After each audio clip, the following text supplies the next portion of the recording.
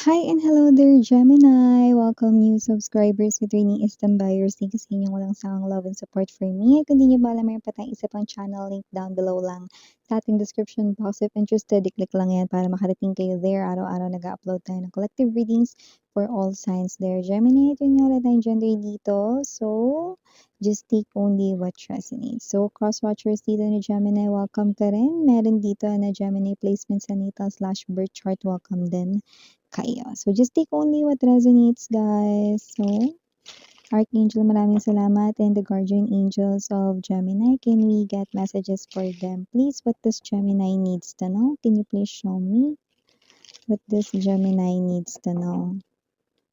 Mga mensahe for my dear Gemini people.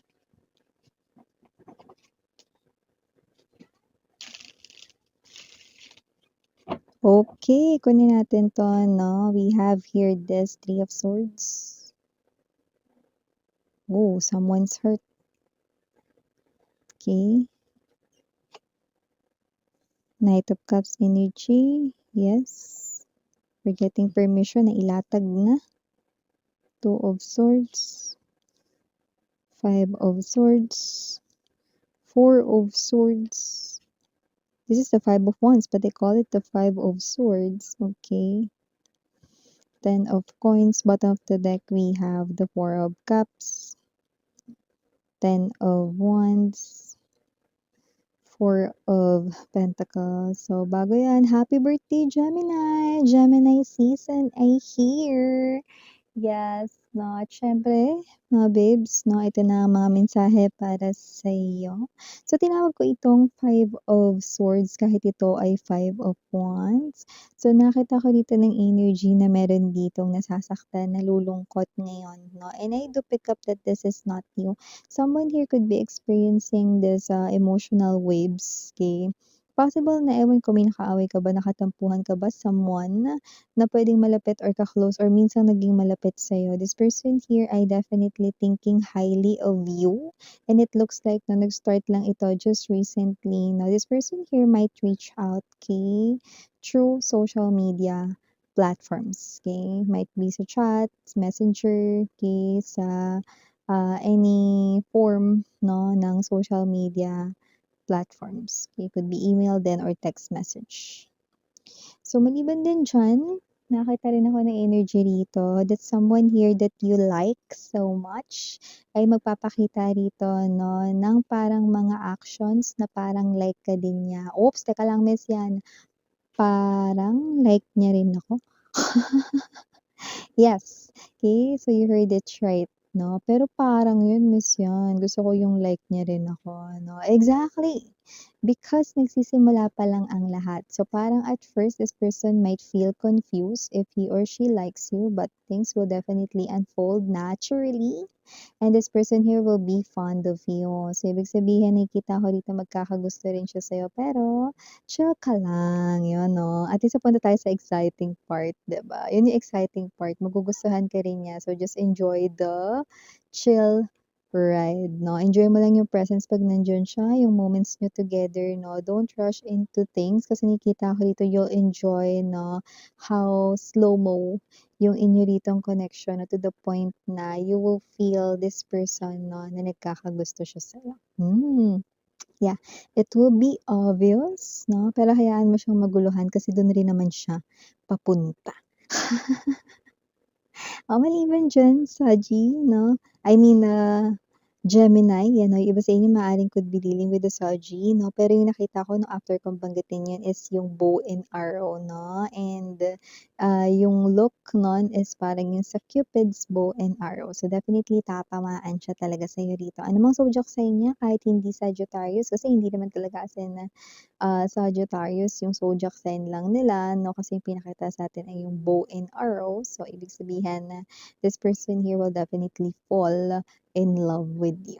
Yes, and I'm talking about, not anyone lang ha, this is your ultimate crush, you know. And of course, mga babes, no, okay, nakakuha pa tayo dito ng iba pang mensahe, no. Maaring meron ditong mapanaginipan ka, okay. This could be an ex-lover of yours. This person here, no, ay hindi siya nagsasalita dun sa panaginip mo. but the face of that person looks very sad. Yan. Kasi this person here, marami siyang gustong sabihin sa inyo, pero may humaharang with the Two of Swords energy. Maaring one, meron ditong very specific, siya ay nasa loob ng another relationship. Yung nagbabantay mismo ay yung third party or yung person na kakonect niya. So, hindi siya makagawa ng movement. Okay?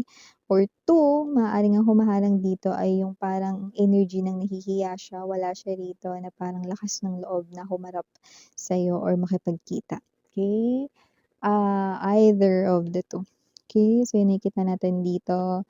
Gemini. Yan. Pag pagdating naman sa blessings, papasok ka sa loob ng inyong home. Mas nakikita ko mas magiging peaceful compared sa mga nakaraan na mga buwan ang inyong home, no? May mga energy na yung iba nagkatampuhan, nag-away sa loob ng family, no?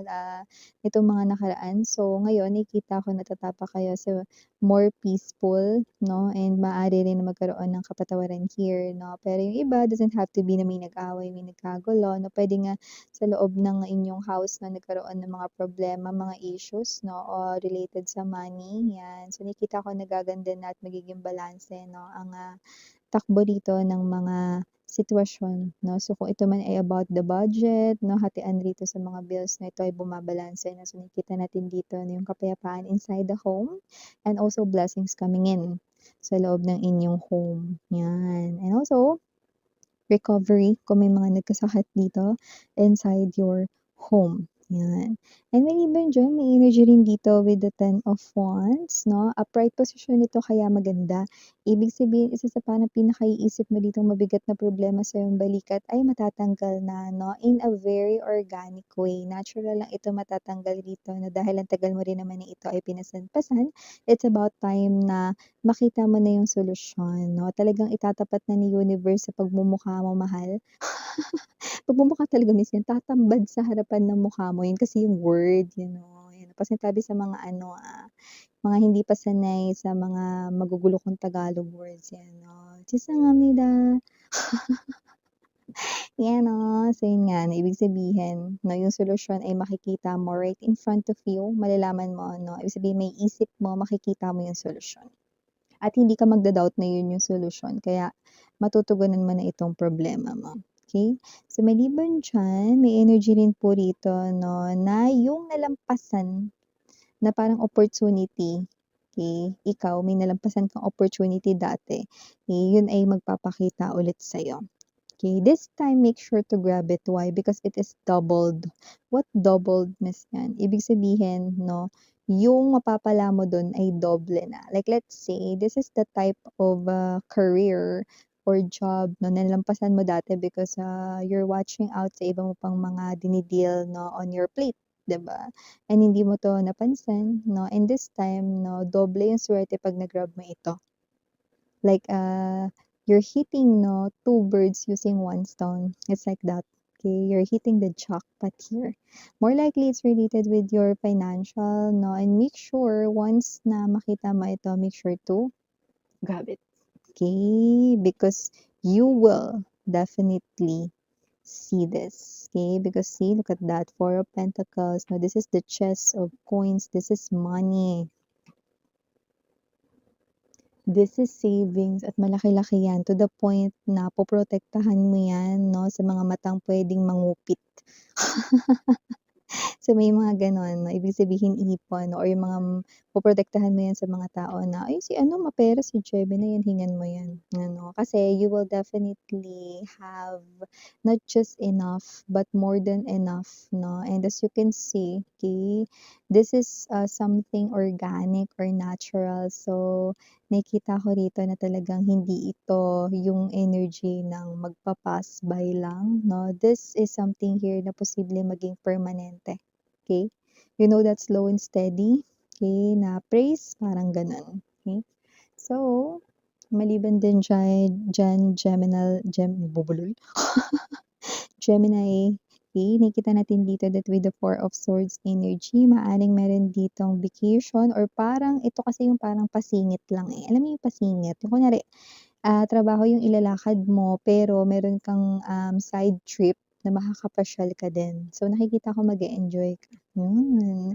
So, like let's say, no, this is a business trip, Pero after the business trip 'no, mabibigyan kayo dito ng parang time to roam around the city 'no, or to make pasyal and then parang yun yung parang energy ng wow, makakapag-relax ka, shopping ka, pasalubong mo 'no, or for yourself 'no, makapag-unwind 'no, makapag-release ng stress din. Yun yung nakikita ko dito 'no, parang trabaho na, may bakasyon pa. Ang taray. Ikaw na. So yun 'no, maliban din diyan Gemini, may energy rin dito 'no, na kung meron ka ng current relationship ngayon, mas ipaparating niya pa sa'yo 'no, na love ka niya. So nakikita ko rito 'no, na yung, energy ng hindi ka niya iiwan ay mas magiging strong na paniniwala mo sa'yo rito 'no, na self 'no, dahil, you will feel that kind of so much love from that person 'no, na mas lalo mapagtitibay yung naiisip mo na hindi ka rito, iiwanan ng tao na yun. And you're right, because whoever that energy is, that person already sees future with you. That person already sees family with you. Okay? Wow! So, ito yung mga mensahe nakuha ko para sa'yo, Gemini mahal. And again 'no, happy birthday 생일 축하해. You know, and yes 'no, again, I'm Yuriana Ani for the girls, Niana Duna for the boys. 사랑해요, love and light 얘들아. 안녕.